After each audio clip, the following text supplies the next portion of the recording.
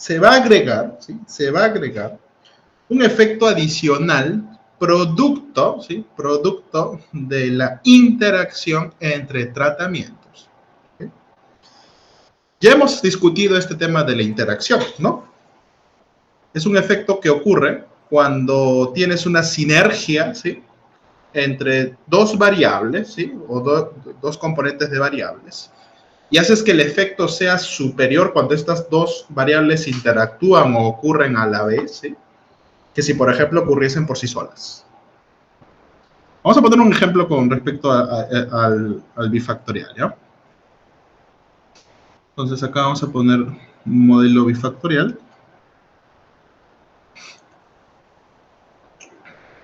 Y vamos a explicar un concepto nuevo que nace en el bifactorial, que es el efecto de la interacción. Creo que es el único nuevo. El resto ya es lo que vimos en unifactorial, ¿ya?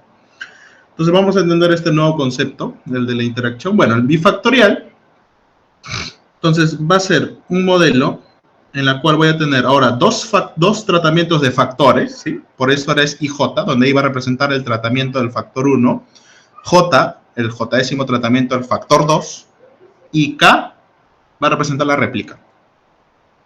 ¿Sí? La réplica 1, 2, hasta la réplica RS, ¿no? Entonces, aquí componentes va a tener media global,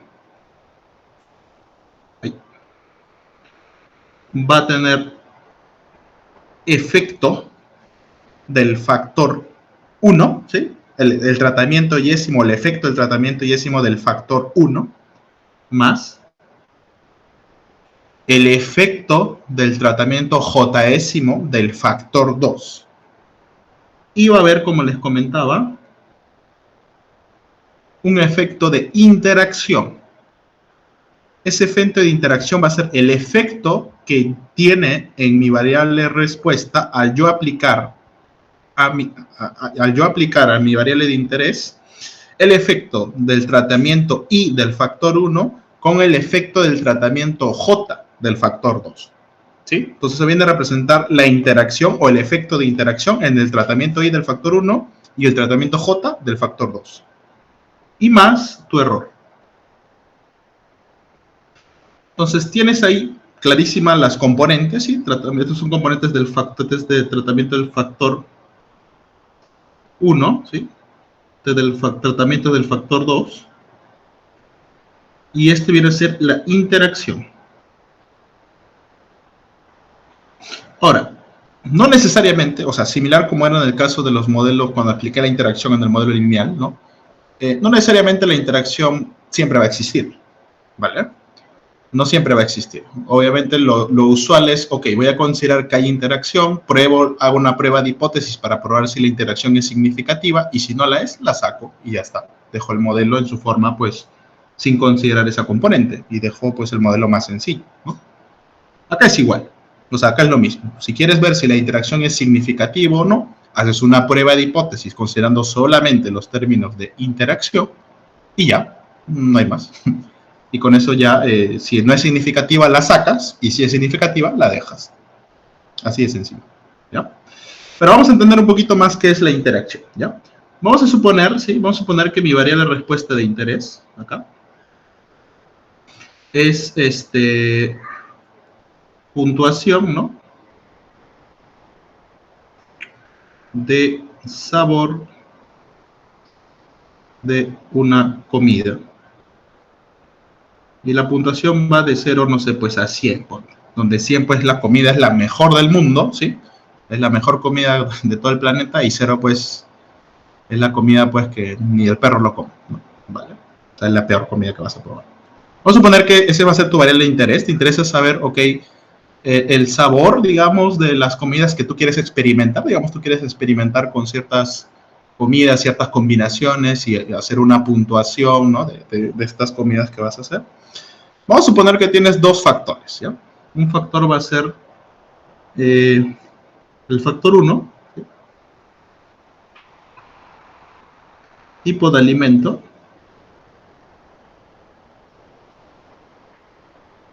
y el factor 2, ¿sí? Ponte que sea tipo de acompañante.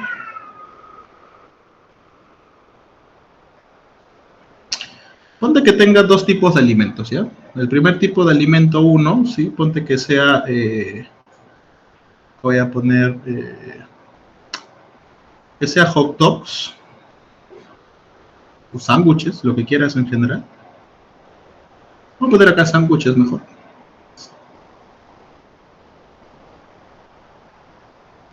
Y acá voy a poner postres.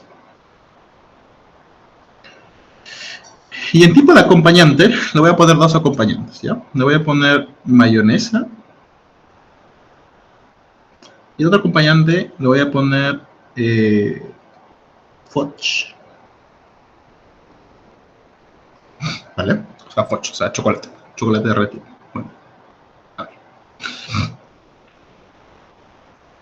Para entender un poco dónde está la interacción aquí, ¿no? Entonces, a ver, yo tengo tengo dos factores. El primer factor es tipo de alimento que yo tenga. Entonces, el sándwich es postres. El factor 2 es tipo de acompañante, que puede ser mayonesa o fudge, ¿ya? Entonces, tú puedes obtener aquí, pues, haces un cuadro, ¿no? Bueno, más o menos un cuadro así, ¿no?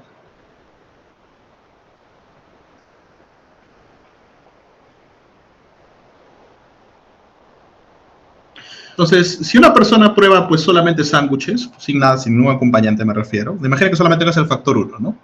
Entonces, aplica solamente el factor 1, prueba sándwiches y ponte que para la persona, pucha, un sándwich, sí, rico acompaña, vamos a poner un puntaje de 70, ¿no? O sea, en promedio, ¿no? Ponte que en promedio una cantidad de catadores pruebas los sándwiches y le dan en promedio un puntaje de 70. Otro grupo prueba los postres y en promedio le da pues 75, suponiendo, ¿no? Luego prueban los tipos de acompañante por separado, es decir, prueban solamente la mayonesa y de repente le dan 40, no sé. Y luego prueban el fudge y el fudge pues le dan, no sé, pues de repente le pueden dar 70, no sé, le gusta el fudge, es dulce, pues es agradable comerlo solo, ¿no? Ahora, ¿qué pasa si ahora cruzo los tratamientos y veo más o menos cuál es el efecto al hacer un cruce? Si tú cruzas sándwiches con mayonesa, te aseguro que vas a tener una puntuación mayor que si tú solamente hubieses probado sándwiches sin mayonesa. Bueno, salvo si las personas son light, que te sé, pues no sé, pues échenle mayonesa light. Pero si le echas un acompañante que le dé un mayor, digamos, jugosidad, consistencia al sándwich, naturalmente esperarías, ¿no?, que el puntaje, digamos, de acompañar un sándwich con mayonesa, pues sea mayor, ¿no? Y acá inclusive el puntaje puede subir de repente a 85, ¿no? Porque estoy combinando ahora el sándwich que ya no está solo, ahora lo voy a comentar con mayonesa, con el tratamiento del factor 2, que en este caso es mayonesa. Pero si tú lo combinas con fudge, o sea, algo dulce, entonces posiblemente a veces puedes combinar algo salado con dulce, a la mayoría de personas no le agrada mucho, ¿no? Entonces aquí, quién sabe, el puntaje baja a 35.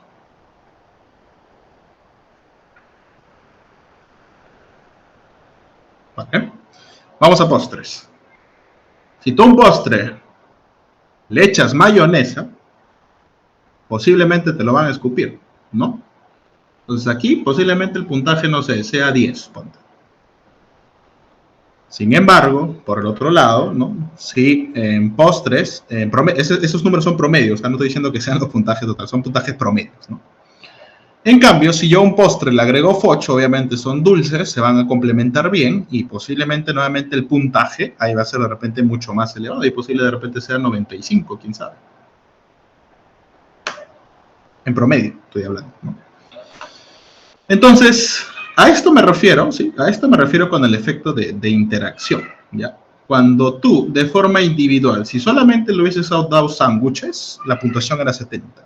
Si solamente le hubiera dado mayonesa, la puntuación es 40. Pero si yo combino esos dos tratamientos, mi puntuación promedio se incrementa. Hay un efecto de sinergia, incrementa mucho más el sabor, se complementan bien y por lo tanto el puntaje es mucho mayor que si es que yo probase o diese un puntaje individual por cada tratamiento por separado. ¿Vale? Y acá también disminuye, ¿no? Disminuye mucho más. Puede ser hacia arriba o hacia abajo en este caso, este sándwich con fudge. Acá disminuyó mucho más de lo que si yo hubiese nuevamente hecho por separado, ¿no? Claro, en promedio, cuando tú promedies con el N, claro, ponderado de cada tratamiento o de la cantidad de réplicas que hagas por cruce, pues de repente el promedio te da 70, ¿no? Y se respeta, sigue siendo 70 de sándwiches, pero debido a ese efecto de interacción, con mayonesa va a ser mucho más el puntaje que si lo haces con fudge. Entonces, cuando eso pasa, ese efecto de sinergia ocurre, diremos que en efecto tienes un efecto de interacción. Al combinar dos tratamientos o dos categorías de las variables, resulta que hay una sinergia y o te incrementa mucho más el nivel de tu variable de respuesta o también te lo puede disminuir mucho menos, ¿no? Es decir, puede ser hacia arriba o hacia abajo el efecto, ¿no? ¿Vale? Acá igual, con postres creo que era más claro, ¿no? Postre con fudge, pues tu puntaje de repente incrementaba más desde que se hubiera hecho por separado. En cambio, si le ponías con mayonesa, pues prácticamente te ibas al piso, ¿no? Entonces, este es un ejemplo extremo, claro, ¿vale? Pero quiero que entiendan ahí la idea de cuándo es que decimos que existe el efecto de interacción. Cuando hay ese efecto de sinergia entre tratamientos y hace que el valor de la variable de respuesta o crezca mucho por la interacción o también puede hacer que baje mucho. Que si es que yo lo hubiera hecho por separado, ¿no? ¿Ya? Entonces, eso es un poco lo que consiste el efecto de interacción. Cuando sospechas que va a existir un efecto de ese tipo, entonces, pues obviamente sospechas que la interacción en realidad puede existir entre los dos factores que estés trabajando, ¿no? Por eso es importante entender también el contexto, saber si es que la interacción, o sea, si dos tratamientos pueden generar algún tipo de sinergia o efecto conjunto que incremente más o disminuya menos la variable de respuesta en mayor medida o menor medida, y con eso pues al menos intuitivamente saber qué puedes esperar, ¿no? Para saber si tu modelo lo debes plantear con o sin interacción, ¿no? ¿Vale? Hasta aquí, ¿se entendió la parte de lo que es la interacción? Levanten la mano si está claro.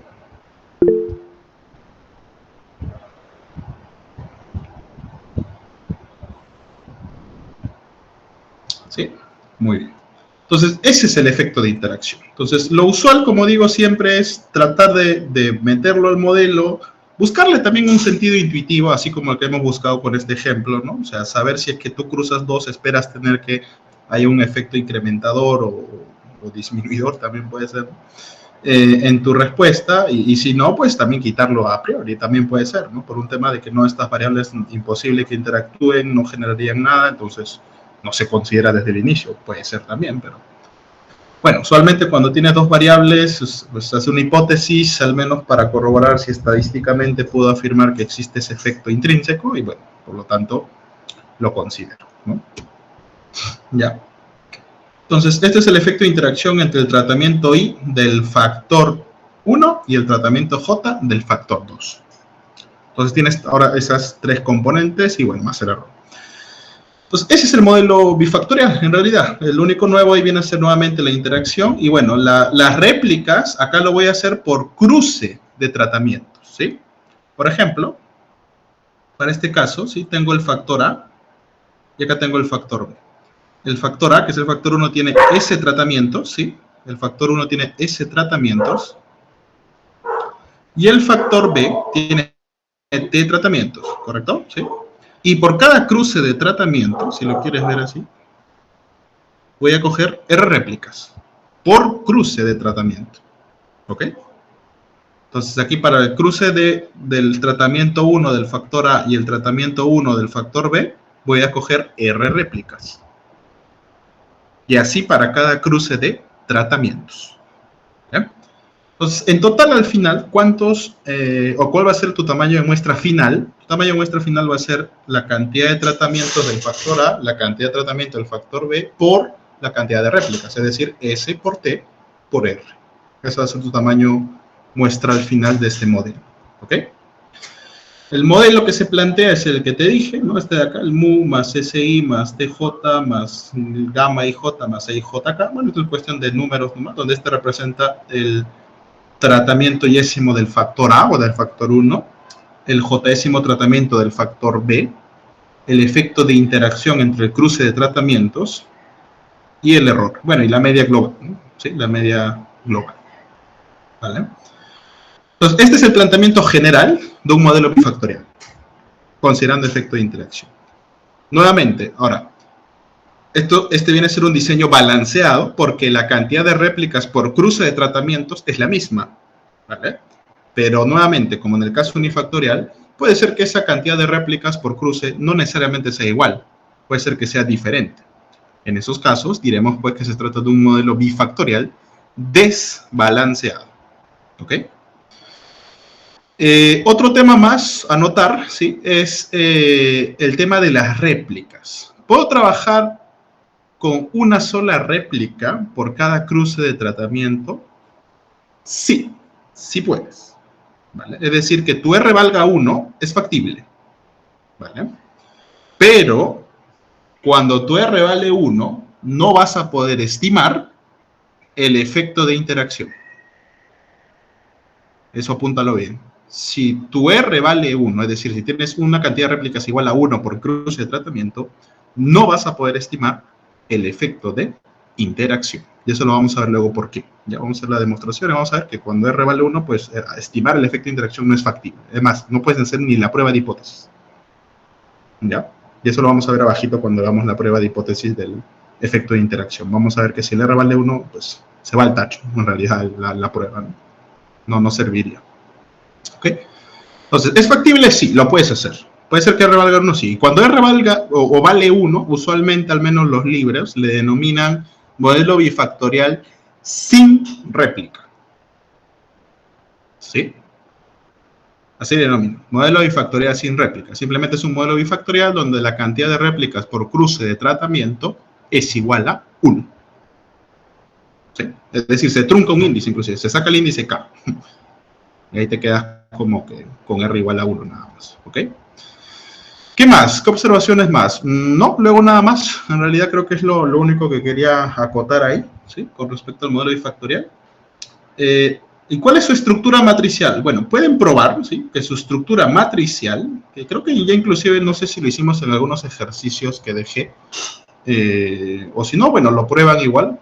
Lo usual, al menos para llegar a probar esta estructura matricial, yo les recomiendo probar en casitos particulares, es decir, ¿qué pasa si S vale 2, si el T vale 3, o el T vale 2 y el R pues vale 3? No sé, algo así, ¿no? O sea, prueba casitos particulares, ¿sí? Y desarrollalo todo, es decir, ábrelo, ejecuta todo. En este caso tendrías 12 ecuaciones, 2 por 2 por 3, en este 4 por 3, 12, ¿no? Resuélvelo y trata de darle forma, ¿sí? Y te vas a dar cuenta que vas a llegar a esta estructura. ¿Sí? Nada más que claro, ya cuando lo generalizas para el caso S en vez de 2 para el T y el R, ¿no? Generales, entonces ya vas a llegar a estas estructuras, ¿no? Donde S en este caso va a ser el vector compuesto por S1, S2 hasta S sub T. El T va a ser, bueno, ¿hasta dónde es el? Hasta S minúscula, perdón. El T va a ser tau sub 1, tau sub 2 hasta tau sub T, ¿no? Y este gamma mayúscula, pues va a ser los efectos de interacción, gamma 1,1, gamma 1,2, hasta gamma ST, ¿no? ¿Sí? ¿Vale? Y te va a quedar esa estructura matricial. Ahora, es bueno ponerlo así porque ya, claro, cuando ya empieces a estudiar si es de efectos fijos, efectos aleatorios, ya sabes, a un lado separas lo que es fijo o lo que es la componente sistemática y al otro separas lo que es la componente aleatoria. ¿Ya? Por eso también es, bueno, dejarlo así y luego ya cuando sepas cuál componente es aleatoria, cuál es sistemática, bueno, empiezas a separar. Por eso de repente también tenerlo bien en esa estructura, ¿no? Ya, por ahora. Esta es la estructura, por eso le pongo estructura matricial general. Ya dependiendo si es efectos fijos, efectos aleatorios o mixtos, pues ahí vas agrupando la componente sistemática o aleatoria. ¿Ok? Como hemos hecho arriba en el unifactorial. Tabla AMBA. Ya. Mira, para tabla AMBA de un modelo bifactorial tiene truco, ¿ya? Es decir, puedo saber yo la forma de la matriz, ¿sí? La forma de la matriz, con solamente saber los grados de libertad, ¿no? De hecho, hay una memotecnia, si gustas, un truquito, usando el rango de la matriz. Porque, mira, a ver, te digo cómo, ¿ya? Tú pones aquí las fuentes, ¿no? Las fuentes siempre, tú sabes que la media global es un grado de libertad. El factor S, como tiene ese tratamiento, siempre va a ser S menos 1. El factor T es T menos 1, ¿sí? La interacción va a ser el producto. La residual siempre es ST por R menos 1, ¿sí? Es decir, menos 1 réplicas y por la cantidad de tratamientos o cruces de tratamientos totales. Bueno, y esta es la suma de todos, ¿no? ¿Cómo tú sacas ¿cuál es la matriz que está en el medio de la forma cuadrática? Obviamente acá hay sumas, ¿no? Si tú agarras los libros, acá te van a poner una suma de cuadrados, y bueno, de esa suma de cuadrados tendrías que llegar a esta forma cuadrática respectivas. ¿Se puede hacer? Sí, claro. De hecho, creo que ahí en los videos que les... No, creo que no están los videos. Bueno, recuerdo que lo hice en la primera vez, y luego creo que fueron full exposiciones, y creo que por eso no lo volví a hacer, si mal no recuerdo, ¿vale?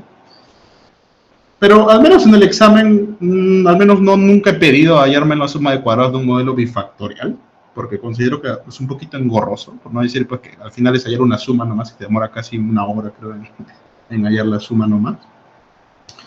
Pero sí hay una memotecnia, digamos, para saber a primera vista armar la tabla AMBA de un modelo bifactorial. Y recuerda que la tabla AMBA, sea la hipótesis que sea, y sea de efectos fijos, aleatorios o mixtos, la tabla AMBA es la misma. O sea, me refiero a esta estructura de fuente, grados de libertad y suma de cuadrado. Es la misma. No cambia. De repente, lo que sí va a cambiar en bifactorial, y ahorita vamos a ver, va a ser el estadístico de prueba. Eso sí va a variar, a diferencia del unifactorial, que eran los mismos. En el caso bifactorial, si es efectos fijos aleatorios, el estadístico de prueba es diferente. Vamos a ver ahorita, que sí varía. En este caso, bifactorial sí varía. Pero esta estructura de tabla AMBA que ves acá sí sigue siendo la misma. Igual sirve para efectos fijos o aleatorios. O sea, esta estructura que ves aquí con estas tres columnas, nada más. Esto sí no cambia, ¿ya? Lo que te decía es que, en este caso, claro, como tienes tres índices, tus sumas de cuadrados van a ser tres sumatorias y por lo tanto vas a generar tres productos de Kronecker, ¿sí? Donde el primero o el primer producto Kronecker va a ser de orden S, el primero va a ser de orden T y el segundo van a ser de orden R. ¿Correcto? Sí. Tú solamente tienes posibilidad de usar tres matrices. O puedes usar la matriz identidad de orden n, puedes usar la matriz 1 entre n, jn, o puedes usar la matriz h sub n. No puedes usar más. Siempre las estructuras van a ser de esa forma. O identidad, o 1 entre n, jn, o hn. Siempre tienen esa forma las estructuras de matrices que quedan en el producto de Kronecker. Entonces, ¿cómo te das cuenta cuáles van a ser las matrices que van a tener que acompañar? Al saber, ¿sabes cómo te das cuenta? Porque tú sabes, ¿sí? Tú sabes que el rango de esta matriz que tengas acá tiene que ser igual a los grados de libertad. Lo único que tienes que acordar, claro, son bien los grados de libertad. Entonces, como acá el primer caso, como la media global tiene grado de libertad 1, ¿sí? Entonces, el rango de la matriz que yo ponga tiene que ser 1. Como es un producto Kronecker, el rango de ese producto Kronecker va a ser el producto de los rangos. Esto va a ser una matriz de orden S, de orden T y de orden R, y las únicas matrices que puedo usar son estas tres. Entonces, la pregunta es, ok, ¿cuáles deben ser estas tres matrices, considerando que solamente de estas tres opciones pueden ser estas tres, para que al final el rango de la matriz resultante me dé 1? El segundo. Si por ahí le pongo acá... Sí, perdón, disculpa. Ay, perdón, el segundo. Sí. El segundo, ¿no? ¿Sí? Porque mira, a ver, vamos por partes. Si yo le pongo acá identidad S, bueno, ya pelé, pues, porque va a tener S por algo, ¿no? Ya no va a ser 1. Entonces, imposible que sea identidad. Si yo le pongo HN, imagínate que pongo HS acá. HS, yo sé que el rango de HS es S menos 1. Entonces, nuevamente, trunco porque el rango tiene que ser 1. Entonces, imposible que sea HS. Entonces, no hay otro. El único candidato aquí puede ser este. Es decir, 1 entre S, JS. Y el otro también 1 entre T, JT, y el otro 1 entre R, JR. No hay otra opción. Son las únicas matrices que me darían, al multiplicar sus rangos, me daría el rango 1. Y con eso completas, pues, ok, esa sería la estructura de la media global. Del factor S es S menos 1. Ok. Entonces yo tengo que poner ahí tres matrices, de tal manera que el producto de rangos me dé S menos 1. Y solamente tengo nuevamente estas tres opciones. Entonces empiezas con el de orden S. Ok. Como yo quiero que salga S menos 1 el rango, entonces si yo pongo identidad S, me saldría acá S. Creo que no es la respuesta. Si pongo 1 entre S, JS, me saldría 1. Y si le pongo HS, sería S menos 1, ¿no? Entonces creo que me conviene HDS, ¿no? Entonces pongo HDS. Y luego, bueno, ya me salió S menos 1, entonces ya no quiero que me mueva el número. Entonces yo quisiera entonces que el rango de las otras matrices pues se mantenga en 1. Y la única matriz que hace que se mantenga en 1 el rango es la matriz 1 entre NJN. Por eso acá le pongo 1 entre TJT y acá 1 entre RJR. Simplemente le pongo los órdenes que corresponden. Y ya, Con eso el rango de esa matriz justamente coincidiría con S-1. ¿Sí? ¿Te das cuenta? Mismo ejercicio para el segundo caso, por eso acá solamente el HT está acá, y acá hay full 1 entre SJS, 1 entre RJR. Y como acá es S-1, en el caso de la interacción es S-1 por T-1, ¿sí? Entonces, justamente, acá sería HDC, acá sería HDT, cosa que acá multiplico rangos S-1 por T-1, y como ya está, bueno, la matriz que me da rango 1, que es 1 entre RJR. Y multiplica los rangos y te coincide con los grados de libertad. Es decir, solamente sabiendo el grado de libertad, ya puedes al toque saber cuál es la forma cuadrática asociada a la suma de cuadrados. Bueno, si es que no te piden demostrar que la suma de cuadrados es igual a eso, pero bueno, al menos ya sabes a dónde tienes que llegar, ¿no? ¿Vale? Bueno, y acá igual, ¿no? Acá es, si acá es STR-1, pues la única matriz que te da rango S es la identidad S, rango T, pues identidad T, y si acá es R-1, pues HR. Y con eso ya tienes la forma cuadrática, ¿sí?, de la suma de cuadrados residual. Y acá es como es STR, identidad S, identidad T, identidad R. Y con eso ya tienes toda la estructura de la tabla AMBA, o sea, en función de forma cuadrática, para que así ya sea más fácil hacer los estadísticos de prueba y bueno, todo lo que ya sabes, ¿no? Los cuadrados medios y dividir y ya está, ¿no? Entonces, digamos que esta es una forma de recordarte de forma rápida cuál va a ser la estructura de estas sumas, ¿no? Sí, si lo quieres en un examen, etc., pues lo puedes hacer así, ¿vale? Nuevamente no es lo correcto, pero bueno, si te piden solamente trabajar o no te piden demostrar las sumas, pues podrías usar esa memotecnia que acabamos de hacer, ¿no? Al menos yo cuando era estudiante utilizaba eso, ¿no? Por eso me acordaba rápidamente la forma de las sumas de cuadrados del bifactorial, ¿no? ¿Vale? ¿Sí? Entonces, bueno, espero les sirva al menos para de repente en algún problema se pide algo, entonces, bueno, al menos sepas a dónde tienes que llegar, ¿no? Para que sea más fácil el camino a demostrar, ¿no? Ya sabes más o menos cuál es la estructura que debes esperar, ¿no? Entonces, nuevamente, esta tabla va a servir para cualquier prueba de hipótesis. Esta tabla que ves acá, al menos estas tres columnas, no cambian, son las mismas. Ah, pero la media global no es usual. Sí, a veces puedes quitar la media global y acá ponerle STR-1 y acá va a ser Y transpuesta, identidad STR menos 1 entre STR, J, STR. Sí, o sea, la otra tabla AMBA que es esto pasándola a restar abajo y bueno, tienes la total, pues la tradicional, ¿no? Pero bueno, cualquiera de las dos recuerda que es válida, ¿no? No te preocupes por eso, ¿ya? Cualquiera de las dos es válida. Voy a borrar.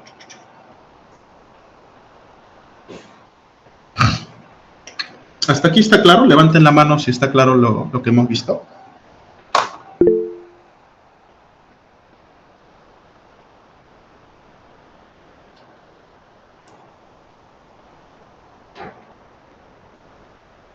Muy bien, perfecto. Entonces, bien, ya tenemos la estructura matricial general. Eso sí les he dejado de ejercicio probando casos particulares. Prueban que en efecto llegan a esa estructura. Y ahora sí vamos a empezar a ver cómo es cuando es efectos fijos, efectos aleatorios, un poco similar como hemos visto en el caso unifactorial, ¿no? En el caso que el modelo sea de efectos fijos, nuevamente, ¿cuándo diremos que es de efectos fijos? Cuando los dos factores que yo estoy considerando, los tratamientos que estoy escogiendo de ambos factores, los he fijado yo.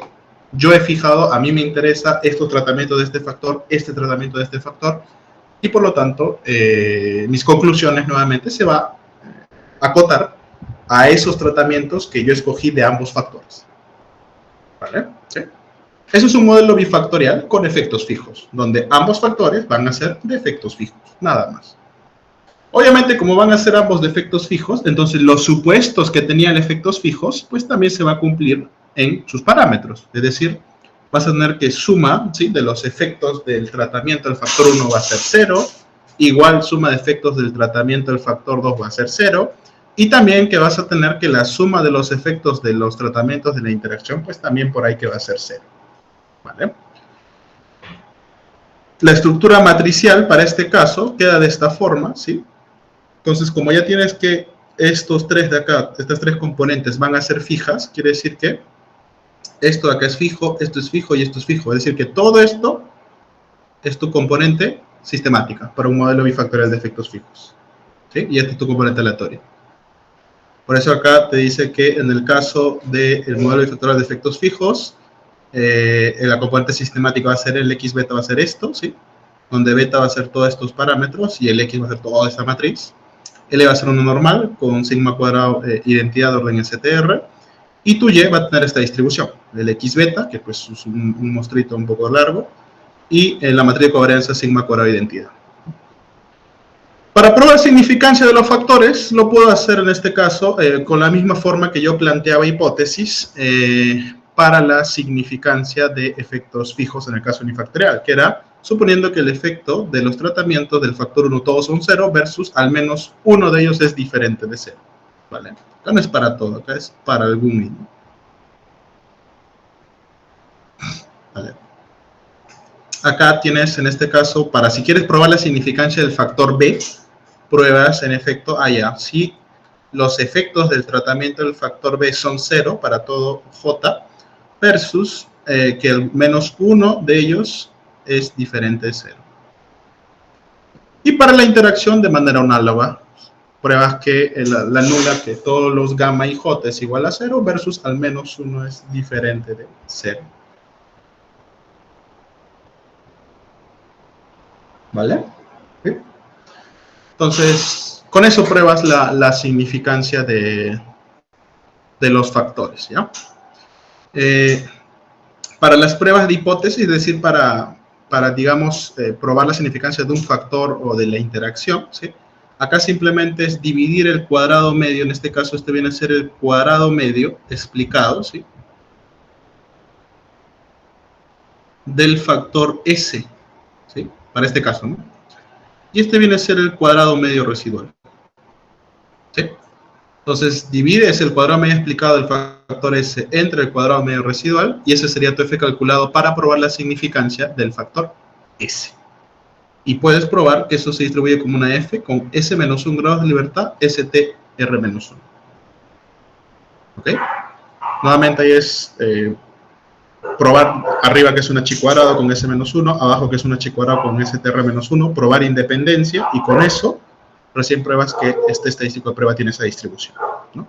Y ya sabes, si el F calculado es menor o igual al F en tablas, no rechazas la nula, y si el F calculado es mayor al F en tablas, rechazas la nula. Misma idea que la hipótesis lineal general. ¿Ok? Vamos, ¿y dónde es cuadrado medios de S? De acá, pues mira. Acá puedes agregar una columna de cuadrado medios, ¿no? Entonces, el cuadrado medio de S será este, pues. Al dividir el con él. Este será el cuadrado medio explicado de T. Este será el cuadrado medio explicado de ST, o la interacción si gustas. Este será el cuadrado medio residual, ¿no? ¿Sí? Ahí tienes todos los cuadrados medios con esa tabla. Simplemente es dividir entre sus grados de libertad, ¿no? Divides cuadrado medio explicado de S con cuadrado medio residual, obtienes el estadístico de prueba para probar la significancia del factor S. Divides cuadrado medio explicado de T con el cuadrado medio residual, obtendrías la prueba de significancia del factor T. Y para probar la interacción, divides el cuadrado medio explicado de ST entre el cuadrado medio residual. Y con eso tendrías el estadístico de prueba para probar la significancia del factor de interacción. ¿Sí? Entonces, eso es nada más en efectos fijos. Nota nuevamente que la idea es similar o análoga a la que tenías en el caso de modelo unifactorial. Nada más que, claro, las operaciones se complejizan porque acá ya tienes una matriz con 3 productos de Kronecker y, bueno, hay que operar un poquito más, pero la idea, digamos, detrás es la misma. No hay nada nuevo, digamos, ¿no? La idea es la misma. Solo es una generalización para el caso de dos factores, nada más. ¿Ya? Muy bien. Vamos, ¿y efectos aleatorios? Es el caso en el cual tienes que ambos factores son de efectos aleatorios. Es decir, que en ambos factores tienes una población de tratamiento y tú seleccionaste una muestra aleatoria de esa población de tratamientos para cada factor. ¿Vale? Es eso. Entonces, el modelo bifactorial de efectos aleatorios es un modelo bifactorial donde los dos factores son de efectos aleatorios. Y por lo tanto, ¿sí? El planteamiento del modelo sigue siendo igual, pero los supuestos cambian. Ahora el SI va a ser ID normal, el TJ, es decir, efectos del tratamiento del factor 2 va a ser normal.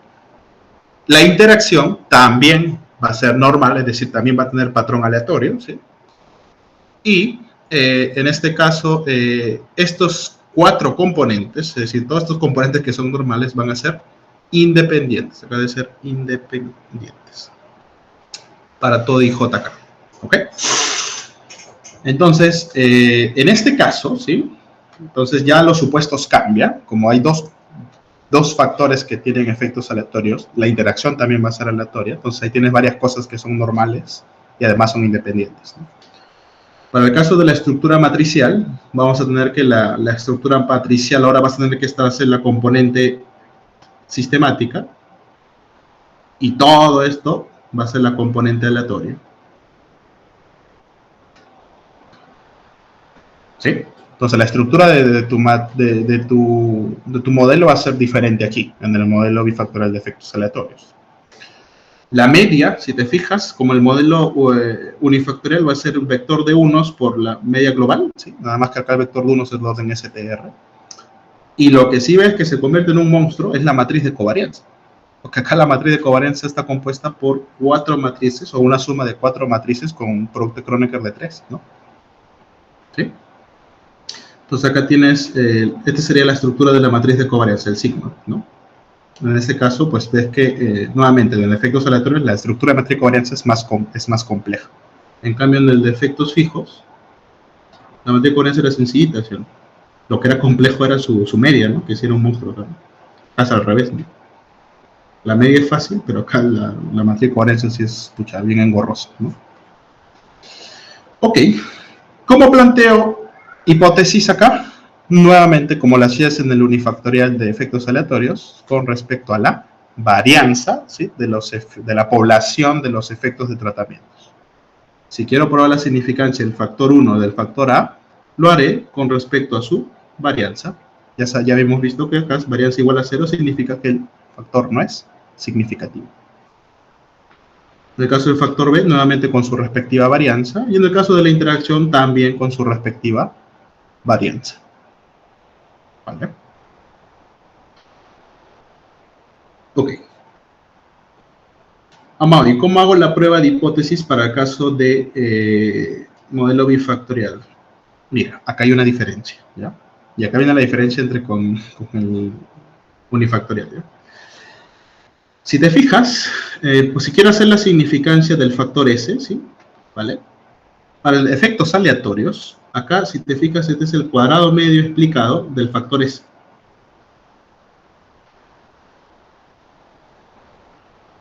Pero, en el denominador, ¿sí? Acá hay un error, acá debe ser S menos 1, T menos 1. Eso, hay un error, ¿vale? ¿Vale? Acá debe ser eso. En el denominador, ya no vas a tener el cuadrado medio residual. Acá vas a tener el cuadrado medio explicado de la interacción.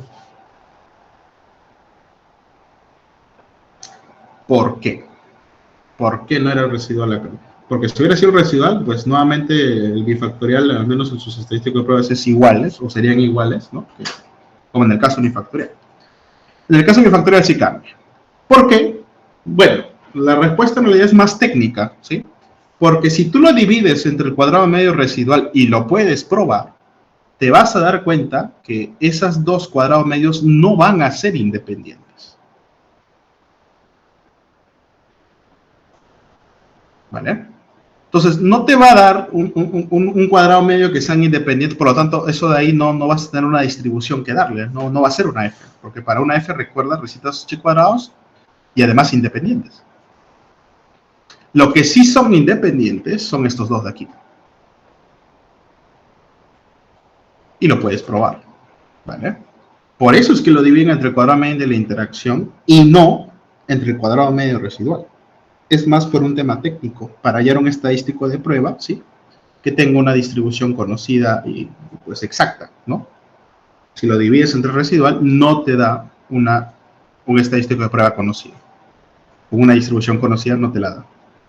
Haz la prueba si gustas, divídelo entre el cuadrado medio residual, te vas a dar cuenta que no vas a llegar a una f con s-1, str-1, no vas a llegar, ¿vale? Por eso es que acá lo dividen entre la interacción. Ahora, ¿cuál es la interpretación también con respecto a esto? O sea, es razonable decir que el factor S es, o sea, mientras esto sea más grande, ¿no? En teoría, más grande que esto, ¿no?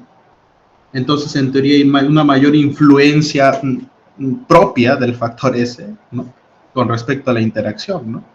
Por lo tanto, diré pues, que la variable S es significativa o tiene mayor participación que la interacción misma.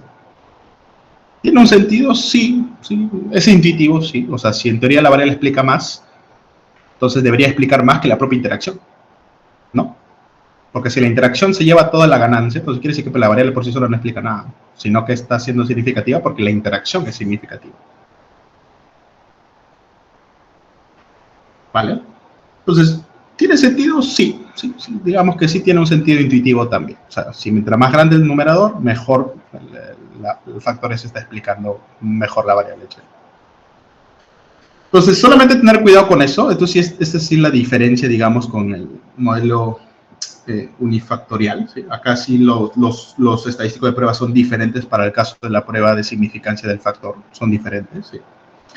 Y para el caso de la interacción, afortunadamente acá sí es pues como el que vimos en el caso de efectos fijos. Es decir, es el cuadrado medio explicado de la interacción entre el cuadrado medio residual. ¿Sí? Acá sí viene a ser el mismo que vimos en el caso del de efectos fijos, ¿no?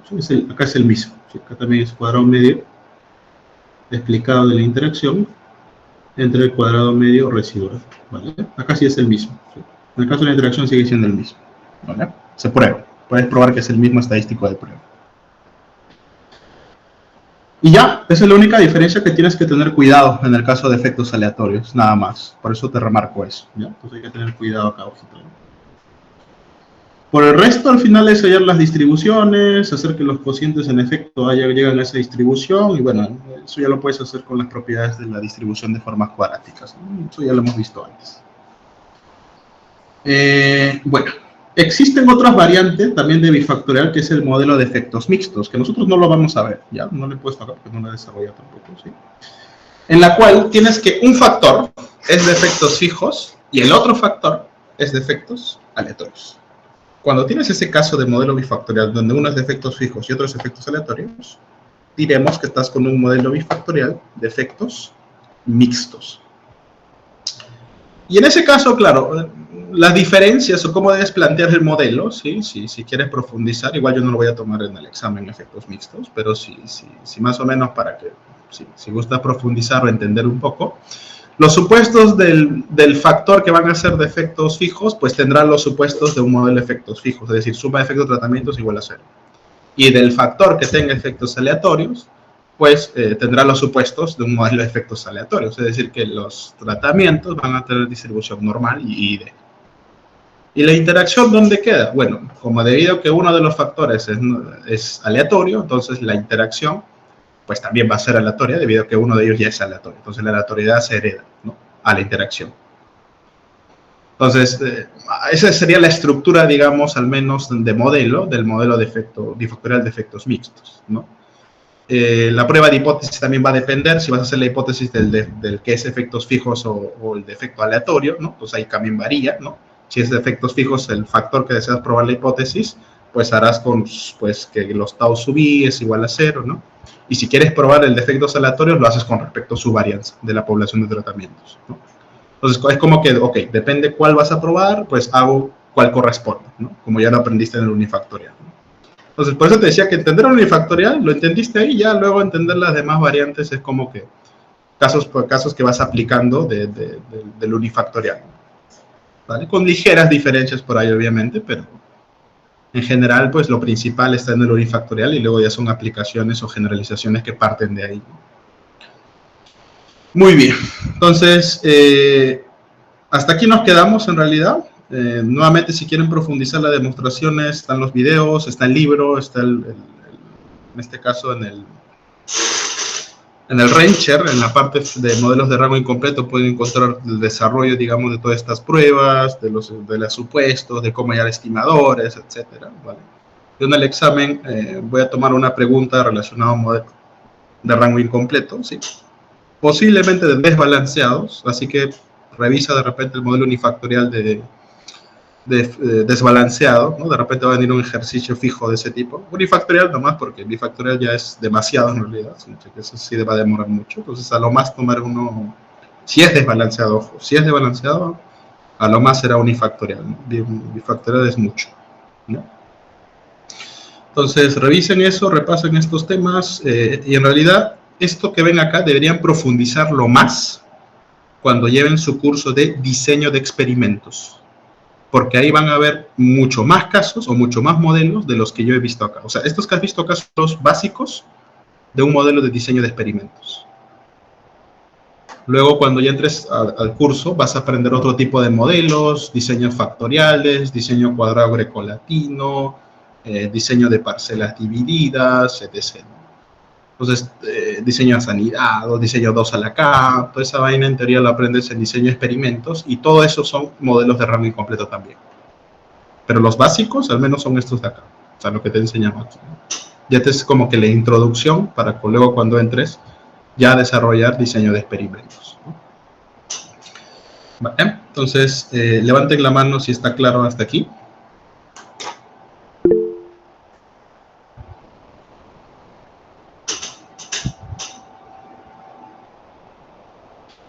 Muy bien, chicos. Entonces, con esto ya terminamos en teoría el sílabo y el curso, ¿sí? Ya con esto cerramos todos los tópicos que teníamos que ver. El día martes de la próxima semana estaríamos tomando la evaluación del examen final. Voy a tratar hoy día de revisar sus trabajos y publicar sus notas de la práctica 2 hoy día, o si no, de repente mañana a más tardar, ¿sí? Y nada, pues con eso estaríamos cerrando ya el ciclo verano. Más bien voy a tomar lista, no se me vayan. A ver, Luis Aguirre, Andrea Álvarez, gracias. Cristian Astucuri, Francis Cadena, Presente, profesor. gracias. Jesús Chau, Presente, profesor. gracias. Yadmer Espinosa, Presente, profesor. gracias. María Yuyak, Evelyn Mamani, Mía Marín, Presente, profesor. gracias. Ángela Mori, Manuel Ocaña, Presente. gracias. Marlene Payano, Presente, profesor. gracias. Y Marlon Socolay. Ok. Bien, chicos, ya lo estaríamos viendo el día martes. Repasen. Uy, ¿no he escrito? Marlene, ¿sí? ¿Tienes una duda? Sí, profesor. No, sí, Dime. podría decir algunas palabras. Ah, palabras de que de despedida. Sí. No, la verdad, nada, o sea, la verdad este ciclo de verano ha sido muy acelerado en realidad, para mi gusto inclusive también. Era, o sea, hacer un curso en un mes y medio, que lo que normalmente lo haces en 4 meses, desde mi punto de vista ha sido demasiado agresivo, creo yo. Si alguien ha llevado por primera vez, no es que sea malo, en realidad es que no ha estado preparado para llevar este curso en un mes y medio, ¿no? O sea, y los que ya lo llevaron por segunda vez no le fue tan bien, obviamente pues acá se aceleró mucho y creo yo que pues obviamente hay unos que sí están muy bien, creo que por ahí creo que apunto que la mitad posiblemente apruebe y hay otra mitad que sí pues creo que no le ha ido bien por X motivos, no ha sido muy acelerado, no ha sabido recoger el ritmo, que nuevamente no es mi culpa también porque pues yo no pongo los tiempos, ¿no? Quien pone los tiempos es la facultad, de acuerdo a cuánto iba a durar el verano, y bueno, ellos decidieron que iba a ser un mes y medio, ¿no? Y bueno, ustedes también se matricularon sabiendo que iba a ser así de agresivo, digamos, el ciclo, en realidad, ¿no? Y nada, pucha, yo la verdad espero que les vaya bien primero en el examen final, ¿no? Igual les he ayudado con trabajos para tratar de subir sus notas, porque yo sé que a veces, pues, si no prima, a veces la habilidad debe primar el esfuerzo también, ¿no? Dentro de la evaluación. Entonces, por eso los trabajos, para ver que si estén chambeando, estén haciendo el trabajo y se gane la nota, ¿no? O sea, la idea no es regalarle la nota, sino pues que también se la gane, ¿no? Entonces, muchos de ustedes van a aprobar, muchos de ustedes de repente también se van a quedar, los que van a aprobar, continúen bien, exijan bien al profesor que les vaya a enseñar para que no se estanquen, ¿ya? Porque si ahorita, claro, yo te enseño el nivel y luego viene un curso, un profe que por el final no hace nada, te manda a correr scripts y eso es solamente su curso y no profundiza, digamos, en los temas que va a tocar, pues te estancas tú. O sea, tú dirás, ah, ya, pues pasaré con 20, pasaré con 18, pero es un 18 que no vale, ¿no? Es un 18 que no cuenta porque al final no aprendiste nada, ¿no? Entonces, un curso salir y no aprender nada es un curso fracasado. Y tú te vas engañado, pues pensando que aprendiste algo, pero en realidad no aprendiste nada. Exijan a los profesores que vienen en adelante que les enseñen de verdad, que profundicen, ustedes también pregunten, investiguen para que los profesores también se sientan con esa obligación de mantenerse actualizados y de profundizar en los temas. Entonces, si ellos ven alumnos preparados, ven alumnos que preguntan y cuestionan más allá de lo que ellos mismos se cuestionan, ellos se van a empezar a cuestionar por una misma presión de que están teniendo alumnos que posiblemente estén a un nivel mejor que el propio profesor. Entonces, es una forma, digamos, si lo quieres ver así, de luchar también contra eso y garantizarte a ti mismo como alumno que vas a tener una educación de nivel, ¿no? Que es la idea, ¿no? Entonces, a los que vayan a aprobar, yo les digo que, pues, la verdad, primero, felicitaciones por aprobar. Si se están aprobando es porque considero que ya tienen el nivel para llegar a los siguientes cursos y seguir avanzando con la carrera. Han tenido un muy buen desempeño, se esfuerzan bastante. La verdad, sí los reconozco como buenos alumnos a los que vayan a pasar, ¿no? Y nuevamente, pues si necesitan recomendaciones, etc., a veces para practicar, pues no duden en escribirme y yo les puedo igual apoyar con recomendaciones en caso necesiten buscar alguna práctica más adelante, ¿no? A los que no han pasado etc., entonces igual no se preocupen, o sea, no se acaba el mundo también por desaprobar un curso, ¿no? Nuevamente, si es que no apruebas bien, no conoces bien este curso, los cursos de más adelante toman como base y si no lo has aprendido, pues al final no te va a ir bien en los demás cursos más adelante, no lo vas a entender. Entonces, por el bien de tu formación como ingeniero, ¿sí?, estadístico, es, digamos, menester, pues, llevar bien el curso. No es que yo sea terco, no es que yo sea resentido, no tengo nada en realidad. Yo siempre he pasado bien los cursos, me va bien en la vida, me va bien el trabajo, considero que tengo una vida feliz. No tengo en realidad nada contra ustedes y nada contra la universidad. No, yo no soy joven encima, ni siquiera soy un profesor pues anciano que está harto de la vida, o sea, para nada. ¿Por qué te exijo? Porque considero que es la única forma de llegar a un nivel respetable para un alumno de Ingeniería Estadística de la Universidad Nacional de Ingeniería. Considero que es lo mínimo que deberías saber para estar al nivel de un alumno de Estadística de la UNI. No sé si es un tema más no sé si es orgullo, no lo sé, llámalo así si quieres, pero considero yo al menos que un alumno de la UNI debe estar a este nivel. Y soy consciente que ya han habido casos, y la historia, al menos con estos 5 años que llevo dictando, me ha enseñado que si hay personas que antes, por ejemplo, no eran muy buenas o eran muy flojas, y luego cuando ya se pusieron a estudiar, a darle, pues llegaban a aprobar con buenas notas, llegaban a aprender el curso, llegaban a sobresalir inclusive, ¿no? Entonces, a veces el problema siento que es un tema de decisión, porque yo estoy seguro que ninguno de ustedes es malo por algo en ingresar a la uni, ¿no? Y han pasado ese examen de admisión tan riguroso. O sea, yo no creo que ninguno de ustedes sea sea malo o no esté en capacidad de poder llegar al nivel, digamos, que se exige en el curso.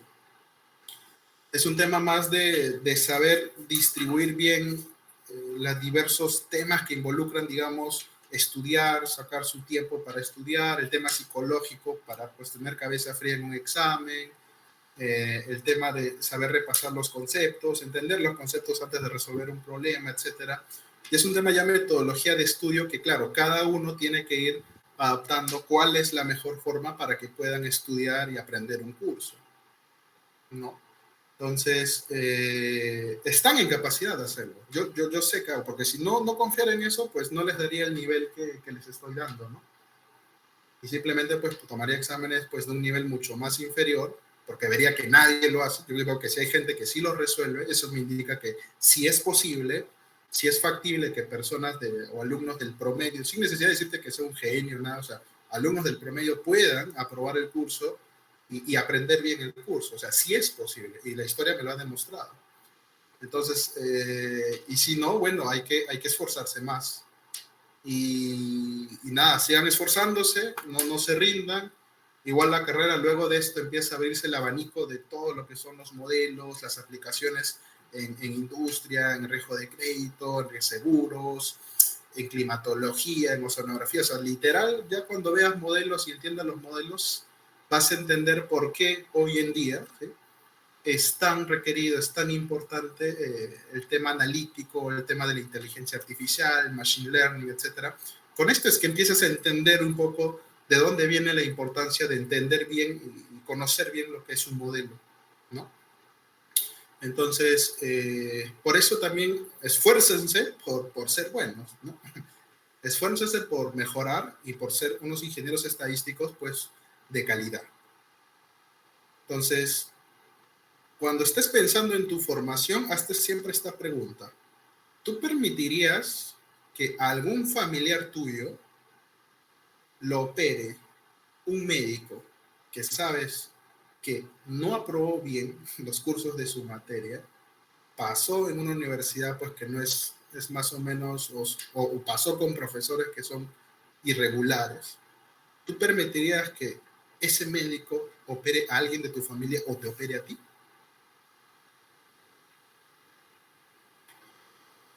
¿Tú permitirías que un ingeniero civil que no tuvo una preparación en física, en matemática, en adecuada, lo metas como líder de un proyecto para construir un puente que una dos ciudades de diferentes continentes?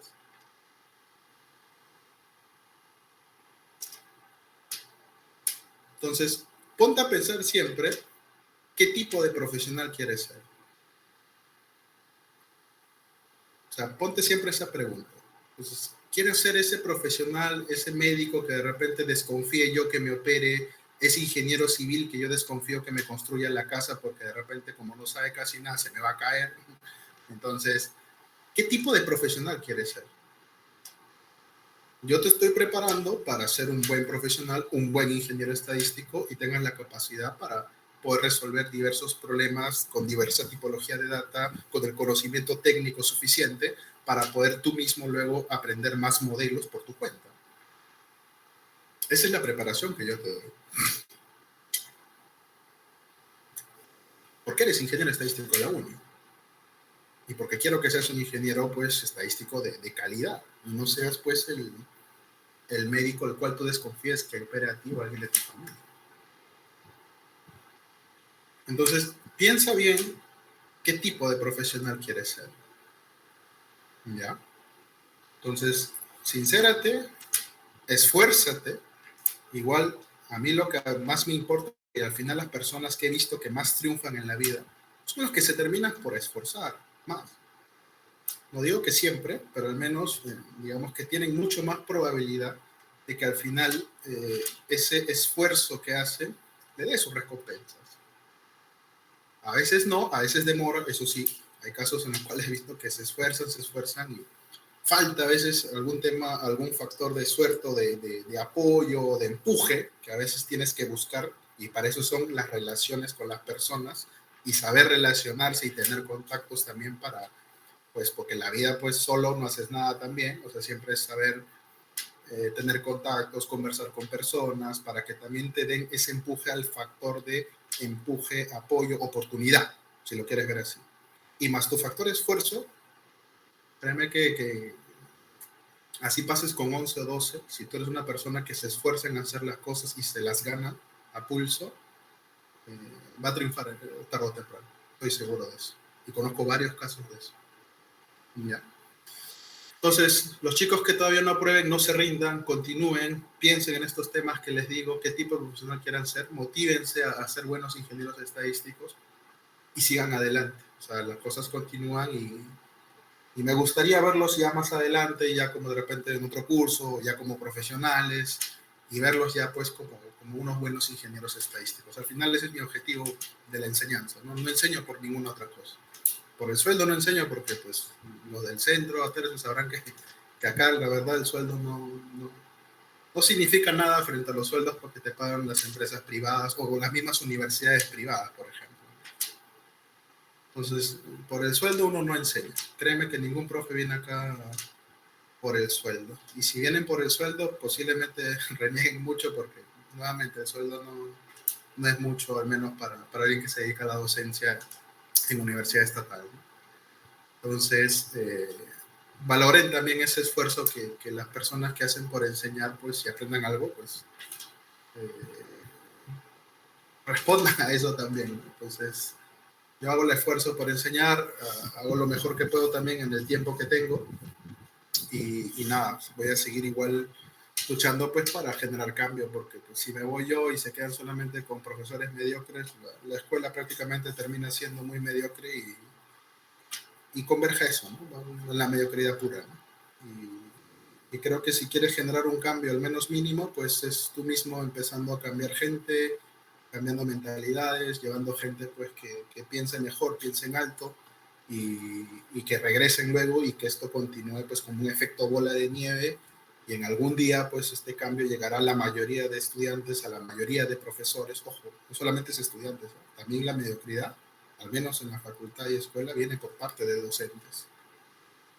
Entonces, creo yo que si continuamos con este granito de arena y cambiando de poco a poco la mentalidad de las personas y de los profesores, profesionales que van a salir, creo que es la única forma de empezar a cambiar, porque también si no vengo yo, imagínate que nunca no tengas profesores que te den ese nivel que necesitas para ser competitivo a nivel, no solamente a nivel Perú, o sea, a nivel mundial estoy hablando, ¿no?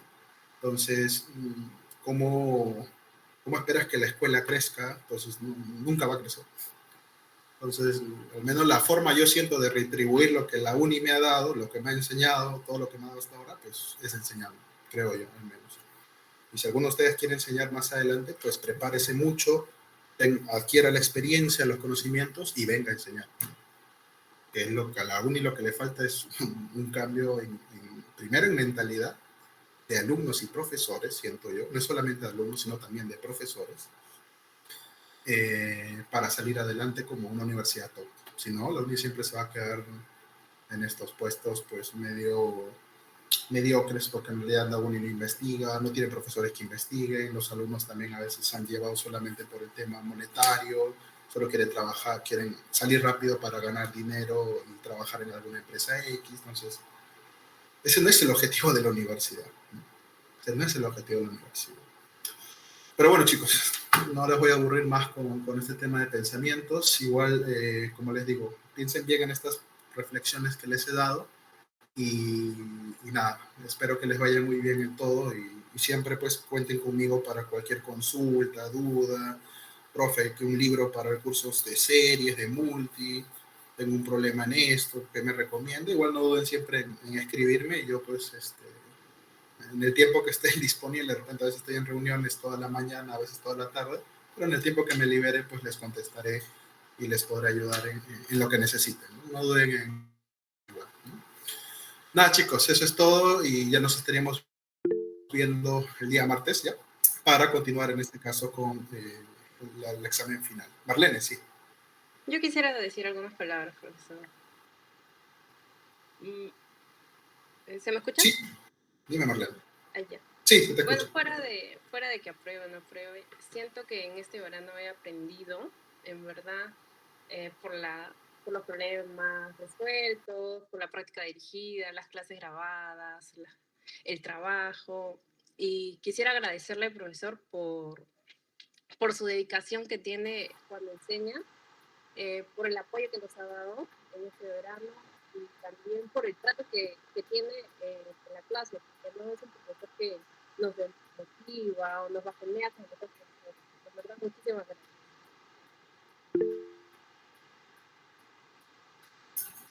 Nada, Marlene, muchas gracias en realidad por tus palabras. Igual como te digo, a veces no todos piensan lo mismo, a veces porque pues uno no termina de conocer a veces a completitud de las personas. Yo sé que cada uno también tiene, como quien dice, ¿no? Cada persona tiene su propio infierno, o cada persona vive su propio infierno. Y obviamente pues mi objetivo no es tampoco pues aumentarle un nivel de infierno más a tu vida, ¿no? Nuevamente, yo hago mi trabajo, quiero llegar a ese nivel, siento que el cambio viene por ahí, y esa es mi forma de cómo yo vengo y les enseño a ustedes. Ese es mi porqué, mi motivo de enseñanza. Entonces, gracias también por las palabras. Igual valoro el esfuerzo que tienen ustedes cuando responden, porque se nota a veces cuando, inclusive en sus notas, ¿no? He visto también muchas mejoras. Entonces,